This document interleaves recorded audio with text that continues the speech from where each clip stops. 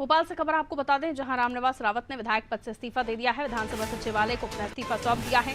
आज सुबह 9 बजे उन्होंने मंत्री पद की शपथ ली और चूंकि कांग्रेस के सिंबल पर उन्होंने चुनाव लड़ा था, चुनाव जीते थे, विधायक बने थे और अब विधायक पद से उन्होंने इस्तीफा दे दिया है।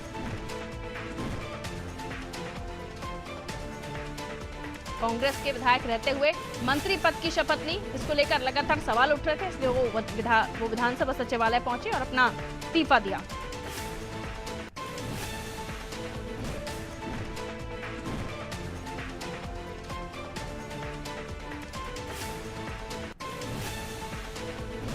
तो आपको बता दें, रामनिवास रावत ने मंत्री पद की शपथ ले ली है और मीडिया से भी बातचीत की उन्होंने। आज टीवी से खास बातचीत की उन्होंने बताया कि वो मोदी जी के काम से प्रभावित थे।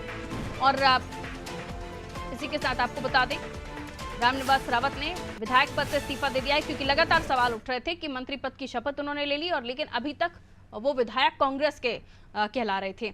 बहरहाल दुर्गेश हमारे साथ जुड़े हुए हैं और उनसे जानकारी लेते हैं। विधायक रामनिवास रावत पहले विधायक वो थे कांग्रेस से दुर्गेश, और अब उन्होंने चूंकि मंत्री पद की शपथ ले ली है तो स्वाभाविक है इस्तीफा तो उन्हें देना ही था, लेकिन बहुत देर कर दी, ये कहा जाएगा।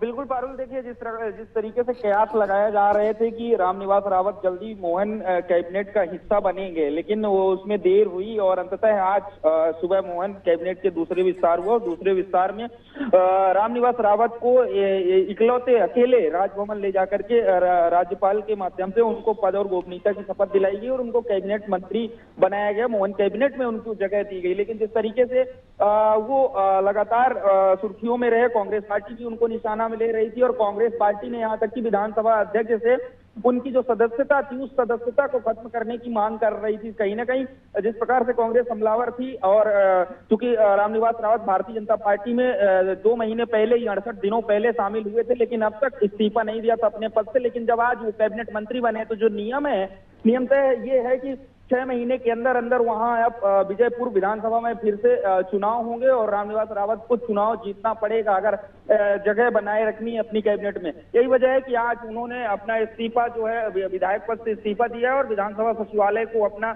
इस्तीफा भेजा। विधानसभा सचिवालय ने भी पुष्टि की है कि रामनिवास रावत का जो है इस्तीफा उनको प्राप्त हो गया है। लेकिन अब जैसे कयास ये लगा जा रहे थे कि जल्दी वो इस्तीफा देंगे, लेकिन इस्तीफा नहीं दे रहे थे। लेकिन अंततः जब आज कहीं ना कहीं उनके मन में भी, रामनिवास रावत के मन में भी डर था कि भारतीय जनता पार्टी में शामिल तो हो गए हैं, अगर हम विधायक पद से इस्तीफा दे देते हैं और भारतीय जनता पार्टी उन्हें कैबिनेट का हिस्सा नहीं बनाती है, उन्हें मंत्री नहीं बनाती है, तो फिर रामनिवास रावत के सामने स्थिति न घर का न घाट की जैसी स्थिति हो जाती। ऐसे में रामनिवास रावत ने समझदारी का परिचय देते हुए, हम कहें या फिर उनकी बुद्धिमत्ता कहें या जिस प्रकार से उन्होंने पहले मंत्री पद की शपथ ली, उसके बाद अब उन्होंने अपने विधायक पद से इस्तीफा दिया है। पारुल, बहुत शुक्रिया दुर्गेश।